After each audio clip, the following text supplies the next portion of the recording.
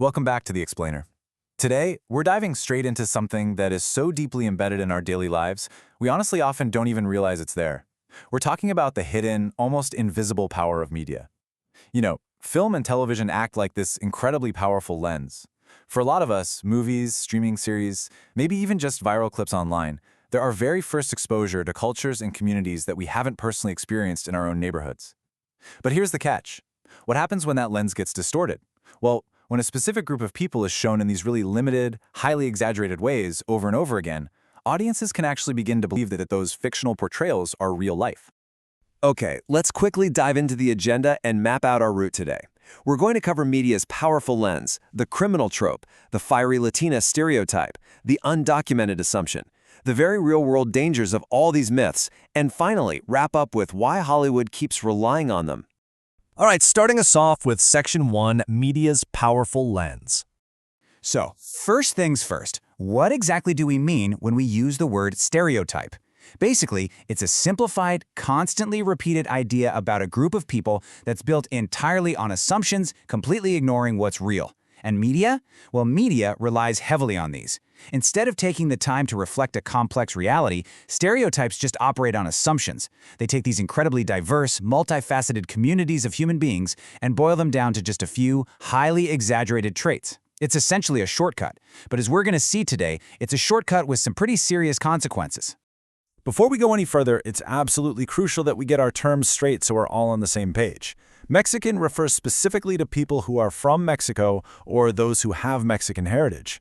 The term Chicano, on the other hand, generally refers to Mexican Americans, specifically those who are strongly connected to both Mexican American culture and identity right here in the U.S.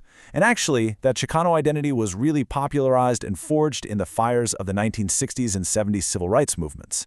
That's when activists were fighting incredibly hard for equality and, you guessed it, better representation. Now, before we look at the specific exhibits today, I want you to actively reflect on your own life for a second.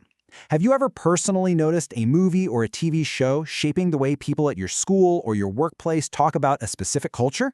Just think about the immediate, real-world impact that our everyday media consumption has on the conversations we have with each other. It's pretty wild when you really stop and think about it. Let's move right into Section 2, the criminal trope. Okay, so for decades now, one of the absolute most common stereotypes out there is this ingrained idea that Mexican or Chicano men are just naturally connected to crime, gangs, or violence.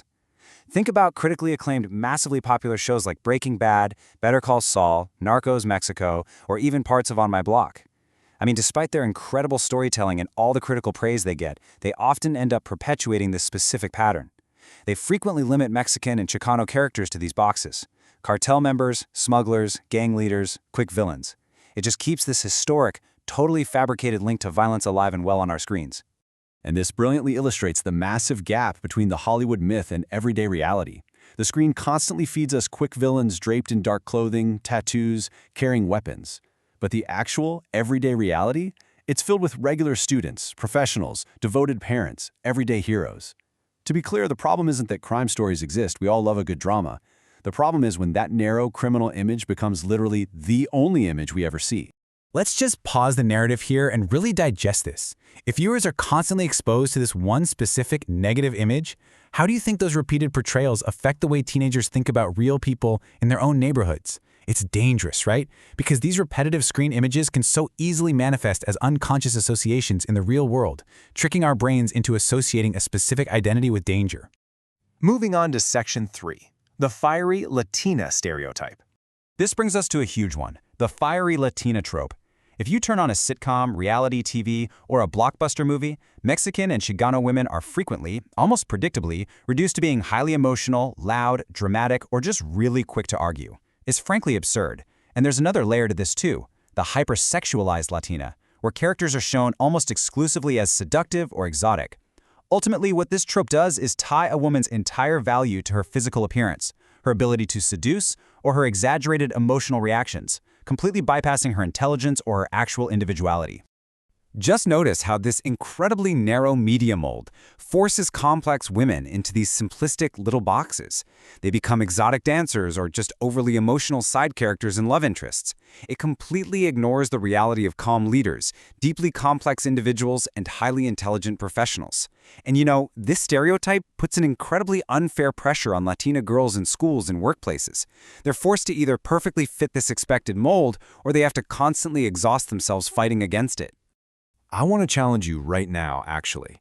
Can you think of any female characters recently who completely defied this historical Hollywood pattern? I mean, characters who felt wonderfully complex, totally realistic, and genuinely relatable. Holding on to those positive counterexamples is exactly how we start demanding better media. Let's move to Section 4 and see how this all builds. The undocumented assumption. This one heavily blends political debate with entertainment.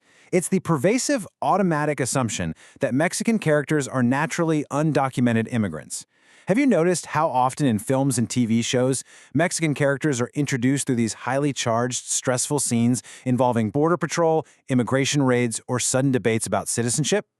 Now, while this trope absolutely echoes periods of political tension in the US, in entertainment, it frequently treats these characters as inherently suspicious before the audience even learns a single thing about them. Think about the sheer scale of erasure happening with this one.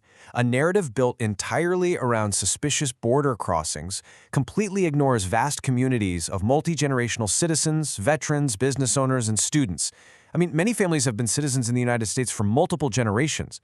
This media myth just completely erases a rich, enormous diversity for the sake of, what, a quick, lazy plot point? So the absolutely crucial point here is this. Citizenship simply cannot be determined by appearance or an accent.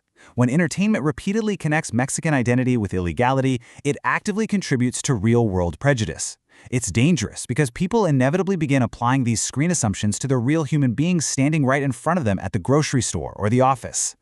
Which brings us to Section 5, the real-world dangers. Because listen, these dangers absolutely do not stay safely contained on the screen. When media blindly shapes public opinion, it spills right over into real-world prejudice in serious high-stakes areas like our workplaces and policing.